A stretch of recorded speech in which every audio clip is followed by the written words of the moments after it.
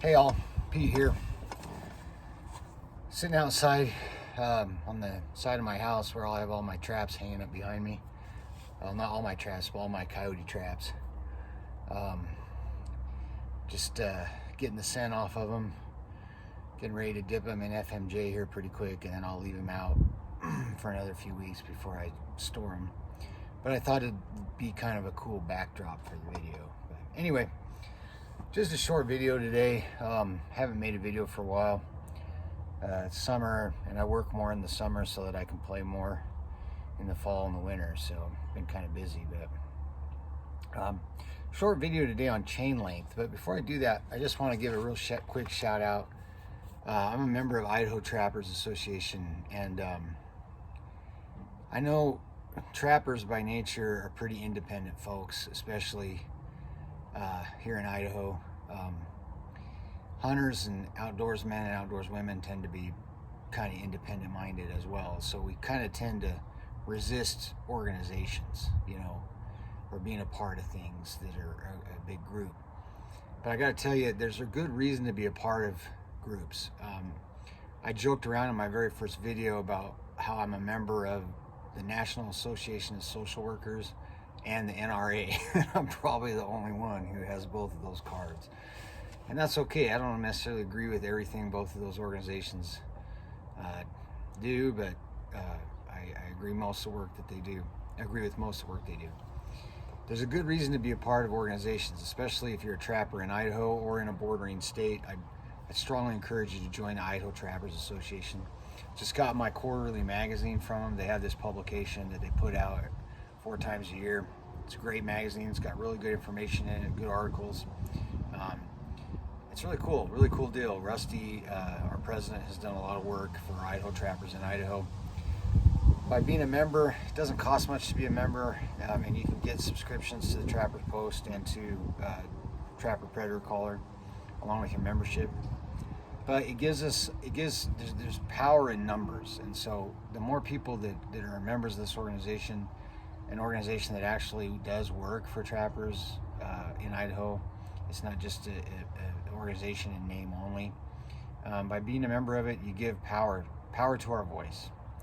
And even if you're not a trapper, you're just a hunter, I strongly encourage you to join the Idaho Trappers Association, because trapping and hunting are, linked tightly. And if we don't stand together, then we'll certainly fall apart. So again, join the Idaho Trappers Association. It's a great organization. You get this magazine 4 times a year as a member. Plus, you can get, as part of your membership, you can get a subscription to the Trapper Predator Caller and Trapper Post, both good publications as well. So anyway, today I want to do a quick video on chain length for coyote traps, or chain length in general. So I've seen this on a lot of threads, and again, everyone has different opinions on this, and so my job is to pet my dog right here. This is my dog. Hey bud. Anyway, he came out to see me. My job isn't to tell you what size of chain you should use. What I'm going to do is tell you what size I use and why. Now, so from that perspective, I use long chains. I don't like short chains. The only chains, in fact, I can't think of a trap that I would want a short chain on. I don't add chain to things like muskrat traps. I just go with what I got. But I wouldn't care if muskrat traps came with 3 feet of chain on. That would be fine.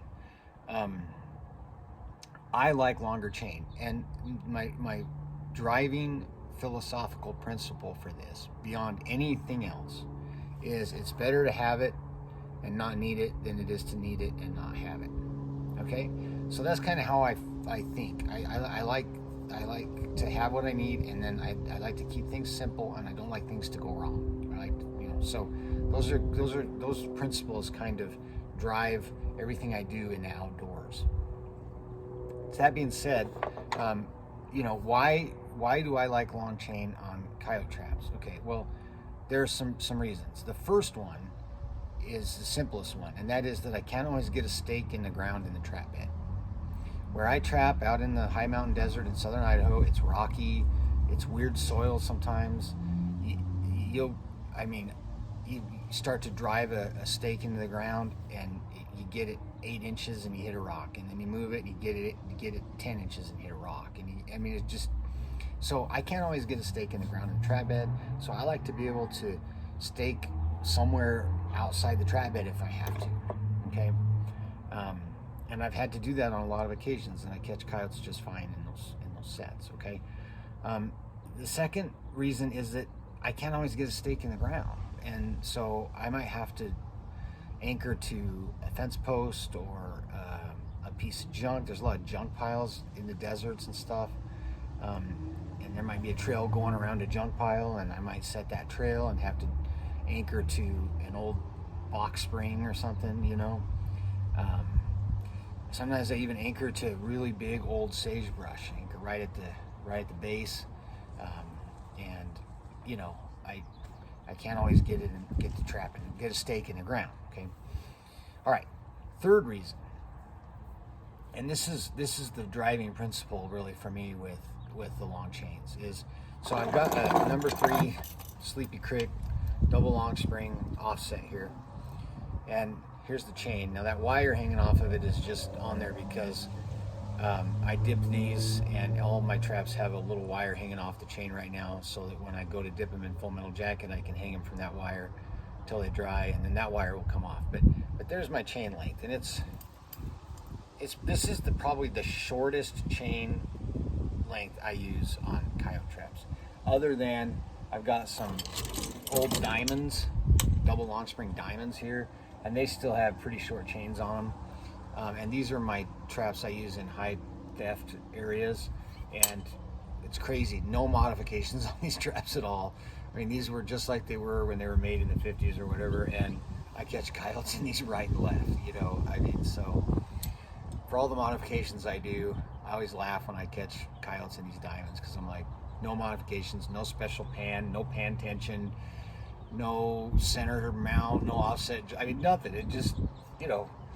Anyway, but everything else I have has at least this much chain on it. Okay, now here's why I like this. Okay, other than the 2 reasons I already listed, when I make this set the first time with this trap, if I can, I'm going to hook my quick link right there to that link, right below the swivel, or maybe, you know, 1 down from the swivel.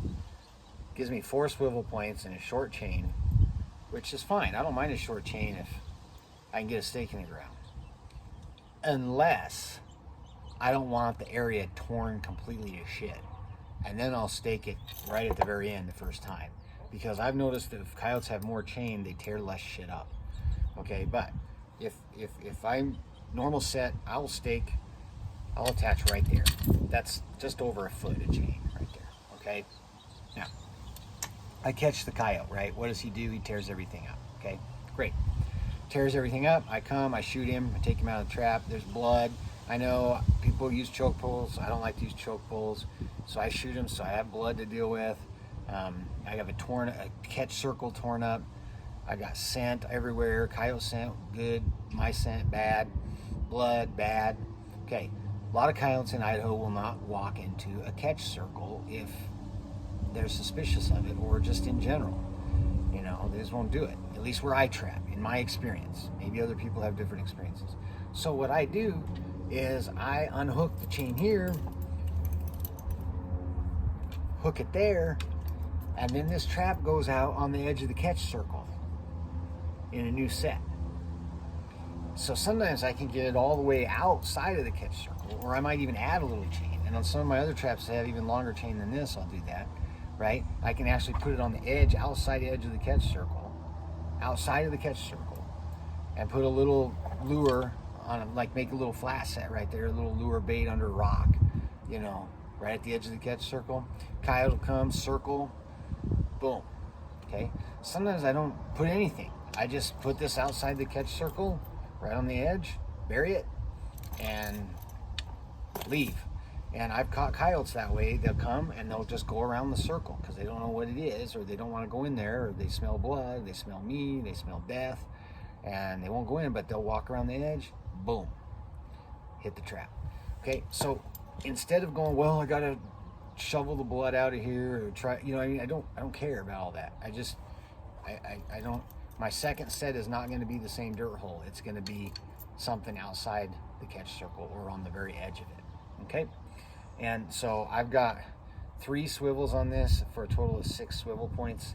And then my stake, double stake swivel, has a swivel point on it as well. So it gives me 7 swivel points. And I like between 5 and 7 swivel points on a trap chain. Okay, or for a big trap. Now, more chain water trapping. So water trapping is my bread and butter. That's where I started, and I've always been a better water trapper than anything else. So why long chains? Well, because I like long chains on my traps, again, because it's better to have it and not need it. And I rarely create slide wire sets. Rarely. I mean, occasionally for beaver. Occasionally for beaver. My go-to standard approach to water trapping, just about anything, is to get a trap where an animal's going to go and get something ran out to deep water. That's what I do. I don't worry so much about slides very often. I mean, with beaver, once in a while, I'll set up a slide set, but I don't really care. I just, those animals are going to swim. They're going to go to the water first. And if they get back out of the water and cause problems with them, that's because you didn't do it right, in my opinion. So, I'm going to shoot some water videos here pretty soon about muskrats and stuff, but the principles are all the same for me. If I want to make a caster mount set for a beaver, fine. I'll take one of my traps, and the more chain, the better, because it's heavy, and I'll set that caster mound, get it all the way I want it. I like front foot catches on beaver more than I like hind foot catches because it drags them down faster. I'll set this a few inches under the water to catch that front foot, and then I'll run that chain out into deep fast water, and have it hooked to 15-20 pound rock out in the water that I wired up myself. Or if I can stake it to something, I will. And a lot of times I'll wire a couple small weights to the trap. I'll wire a couple small rocks to the trap, just right on the end of each spring. That holds the trap where I want it, under the water to start with, so the trap can't move or whatever. And then when the beaver steps in it, shoots for the deep water, that trap's got weight on the end of it to drag him down. I've caught huge beaver this way. I've caught otters and held otters this way. I haven't caught an otter in a long time. I don't go after them, but when I was in high school, I did. I caught otters that way in beaver sets, obviously. But that's my policy, and so I want the long chain. I'll take 6 feet of chain on a beaver trap, like a drag or something, and run it out into deep water. It's just more weight. They're not going anywhere. Slide sets occasionally, but why do all the work, man? I don't like to do more work than I have to do, and like I said in my water trapping video for equipment, all I carry with me when I muskrat trap are my traps, a roll of wire, and my trapper pliers, and you'll see what some of my systems are for trapping rats in my couple videos I'm going to shoot over the next couple weeks. But anyway, that's why I like long chain. I feel like it gives you more flexibility with what you can do. Last thing I'll mention is I have about 9 or 10 traps that I call trail traps. They're number 4s. They have the pit pan on them. Then they have an electric box cover riveted on the pit pan for an expanded pan. And they got about 10 feet of chain on them. Those are solely for trail sets. Okay? So when I find a trail that coyotes are using, okay, I make a blind set there. There's no lure, there's no urine, there's nothing, right? I just find a spot in the trail that's a little tight where I know they're gonna go through, or where I see that they're going through based on their tracks. Western coyotes are funny. They'll go down a trail, but then if they feel like they get pinched a little bit, you'll see their tracks go off the trail and come back in. So I'm not necessarily talking about a pinch point. I'm talking more about like a sagebrush that comes out on the trail a little bit and makes them hug one side of the trail, but they're staying on the trail. My trap will go right there. Okay, blind set, flat set, like nothing happened there. Now, a lot of times it's hard to get stuff anchored in these trails because they're really hard dirt. They've really been pounded down. And I want as minimal disruption as possible to begin with. So digging a deep bed to bury a bunch of chain, you know, and then putting stakes in, it's just more disruption. So I like to scrape a shallow trap bed my trap real quick, my double long, got the big pan on it to catch them. Then I'll run my chain out to a fence post or a sagebrush or, you know, something like that. So I don't even worry about stakes if I don't have to. If I do stake it, I'm gonna run the chain out, you know, and then stake it 10 feet away, so that the coyote goes over there and doesn't tear up the trail, so I can reset it again. Okay. Now, some people will ask me, does your coyote get all torn up if it's a barbed wire fence and you're staked to a fence post? Only if it's a short chain. If it's a long chain on it, I'll have a little fur in the fence, but not much, you know. But when I've staked traps on short chains next to fences that are in trails that are next to fences, the coyote gets torn up. Now, obviously, I could stake it on the opposite side of the trail, which I do sometimes, you know, or I anchor it to a sagebrush or something on the opposite side of the trail from the fence to keep the coyote out of the fence. But last year, this is the set that did the best for me, was blind sets on trails. I caught a bunch of coyotes in those, and their fur was great, no issues. Even when if they wind the trap up around the fence post, that's usually it. They stop fighting at that point. They're just laying there waiting for me. So I haven't had issues with that. Maybe I will at some point in the future. I haven't yet. But those are my trail traps. And like I said, I have about 10 feet of chain on those things. You know, I have about 7 swivels in them, and that way I can put that trap on a trail, and no matter what I have to do, I can find some way to anchor it. If I has to go to a sagebrush, to a fence post, to a grapple thrown off somewhere, whatever, because not all trails are conducive to putting stakes in them, you know. So anyway, that's my video on chain length. Remember, God is great, guns are good, and freedom is precious, so hold on to it, and I'll see you in my next video. Thanks for watching.